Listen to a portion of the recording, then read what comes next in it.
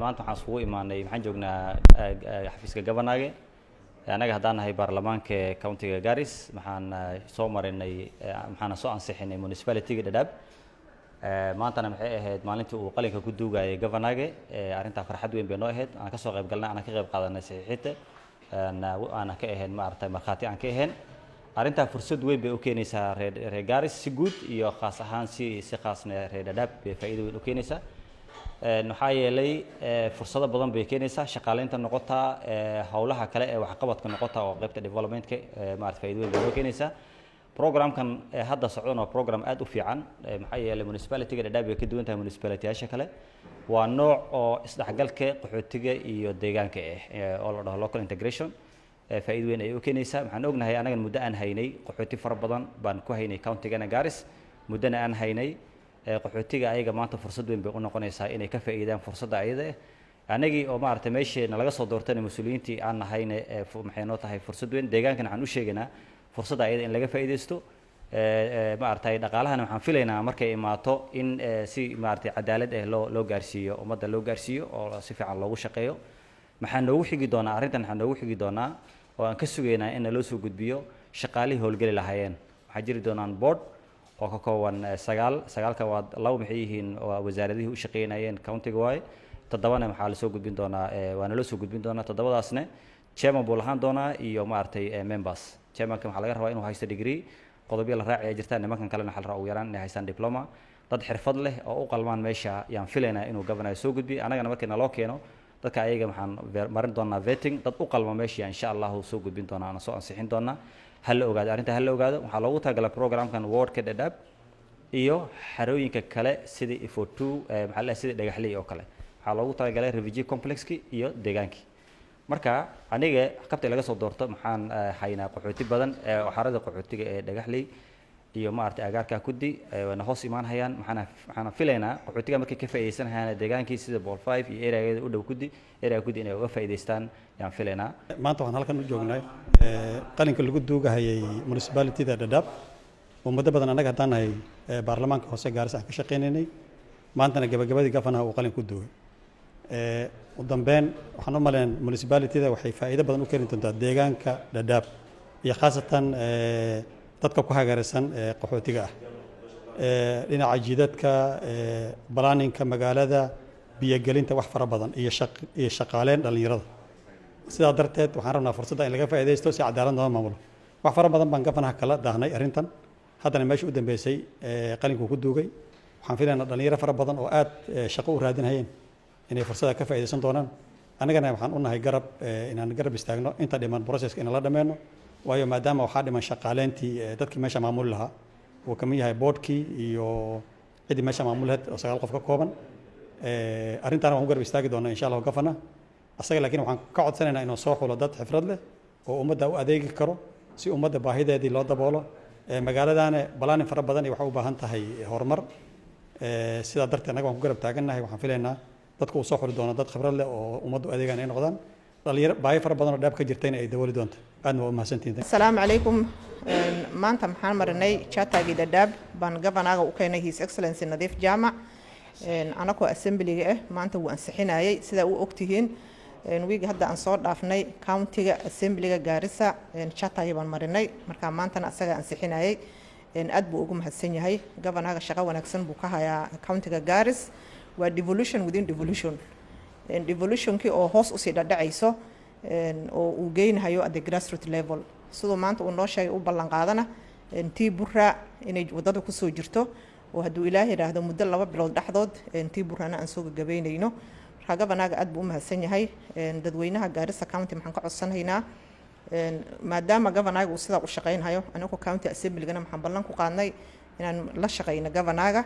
waayo laba xubin baan kala nahay the executive and the assembly markayna wada shaqeyn ay naga dhaxayso baa shaqooyin fara badan uu noo qabsoomi karaa marka asagana aad buu u mahadsan yahay ummadana maxaan ka codsanaynaa inay dawladda la shaqeeyaan dawladda garab ay siiyaan hal sano ba hadda dhamaan haya wax kastana hal sano gudaheed lagu ma dhameyn karo marka in governorga waqti la siiyo si fuu manifestogiisa wixii uu u ballan qaaday dadweynaha Garis uu u qabto shukran maxaa ku xugaa maanta halkan maanta waan aragnay chata in la saxiixay maxaa ku xugaa halkan ka bacay chataga maanta markuu asaga uu saxiixay maxay ku xugtaa in la soo gaazid gareeyo chataga markuu charter soo gaasad gareeyo haddana maxay ku xigtaa functionskii mise shaqadii ay municipality-ga ay qaban lahayd in la soo gaasad gareeyo maxaa la devolve functions of the municipality ka dambana vetin aan ku suubina boardkii municipality-ga manage gareyn lahaa iyo the CEO oo asaga uu magacaabay acting ahaan doono runtii farxadayda ma soo koobi karo chair ladies ay sheegtay maanta waa la ansaxinayay municipality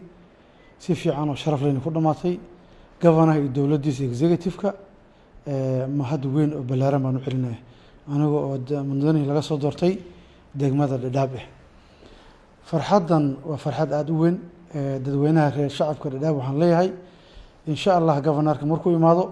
farxadda inaan la qaybsanaan rabnaa oo aysan noqonin mid reer Dadaab kali ay noqoto mid Garissa County oo dhanba waxaan rabnaa inaan kaga dugnaano wax fara badan haddii municipality la bilaabo howlooyin fara badan oo howl qabad yeeli iman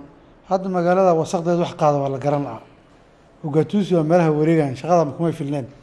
laakiin hadda municipalkan meesha la keenay magaalada ma artay nadaafadeedii banaanka yahaani oo nidaam baa jiri oo qorshaha jiri budget baa jiri wax fara badan oo sugayni yaa ku jira meesha ayada iyo magaalada qorsheynteeda nafteeda marka beecshirada dad kale oo meelaha kala duwan joogan waxaan u sheegaynaa inay magaalada ku soo dhawaadaan degin ay ka yeeshaan si nabadna waan ugu soo dhaweynaynaa insha Allah waxaan dareemaynaa maanta municipality-ga Dadaab wuxuu indhaha u furay degmada Dadaab oo wuxuu tusay magaaladaas oo dhaqaale aad iyo aad u baahan haysate dhaqaalahaasna u baahnaa meel lagu kaydiyo oo meel lagu hormariyo municipality-ga wuxuu tusay maanta degmooyinka ku weerarsan sida wararka dhinacyaha ka taagan iyo jiiraamadaba inay maanta aad iyo aad uga faa'iideysan doonaan annagoo waliba rajaynayno inay Liboy la furi doono xuduudka Liboy markii la furo dhaqaalaheeda waxaan filaynaa inuu Dadaab soo gaaro dhaqaalaha maanta Dadaab yaallo waa dhaqaalaha Garissa County maanta ay ku dhaqaaqayso dhaqaalaha maanta hadduu ku soo haro Dadaab waxaan rajaynaynaa hay'adahaas inaan la xisaabtami doono qaab walba oo ay dadkayna wax ugu tarayso ee qaab walba oo degmada ay ku hagaajinayso marka waxaan soo dhaweynayaa farxadayna anagoo mudane 6 mudano laga soo doortay Dadaab constituency nahay maanta farxadayna waxay tahay Dadaab oo maanta waxaan filaynay oo governor aan ka filaynay oo ka helnay shukran weyn baan u bixinayna waxaan soo dhaweynaa walaalkii Cali Nuur marka hore waxaan rabaa inaan u hambaliyeeyo dhammaan shacabka reer Dadaab sida wanaagsan ay ugu dulqaateen intii aan ku jirnay processka maalin horaan waa visit waxa la soo sameeyay public participation si wanaagsan ay u qayb qaateen mid labaad waxaan rabaa shacabka reer Dadaab inaan u mahadcelino si wanaagsan oo aqalka baarlamaanka Garissa County oo qayb qaateen waayo 48 madaxweyne meesha joogto waxay ku leeyihiin reer Dadaab 10 mudane midaasna waxay ku tusaysaa ahmiyadda aad u baahan ee Dadaab ay ku saacideynayso Garissa County ay u hayso waxaan maanta marinay oo ansixinay si sharciyan governaha uu saxiixay in Dadaab ay tahay municipality waxyar baa soo haray oo hadda la dhameystiri insha Allah governor markuu xaq imaado wuxuu la iman doonaa Dadaab oo municipality si sharci loo mariyay iyo ummadeeda iyo dadkii ka shaqeyn lahaa marka waxaan leenahay governorna uu noo ballan qaaday inuu u sameyn doono resourcing iyo funding fara badan haddii laga dhigo municipality Dadaab anaga waxba nooma taraysa magac bas laakiin governorha ballan ayuu qaaday in uu keeni doono partnership iyo donors fara badan si dhaqaale fara badan iyo dakhli fara badan uu imaado Dadaab aad aan ugu mahadcelinaynaa governor insha Allah marka waxaan rabnaa inaan reer Dadaab aan u hambaliyo mar labaad aan hambaliyo Beirut Restaurant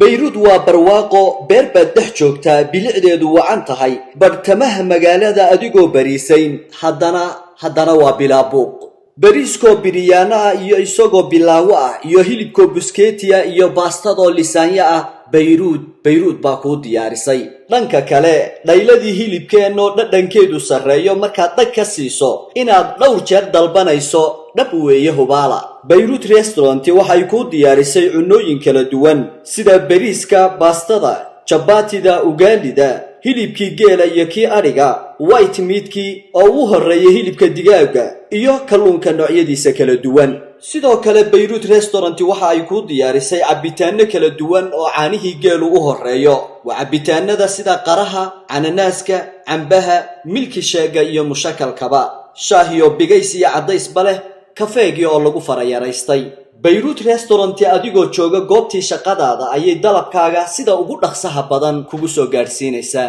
Beirut Restaurant waxa ay ku taallaa ka soo horjeedka Jamia Mosque, halkaas oo ah halka inta badan ay bulshadu ku kulanto. Waxaadna kala xiriiraysaa nambarada kaaga muuqda shaashada dusheeda.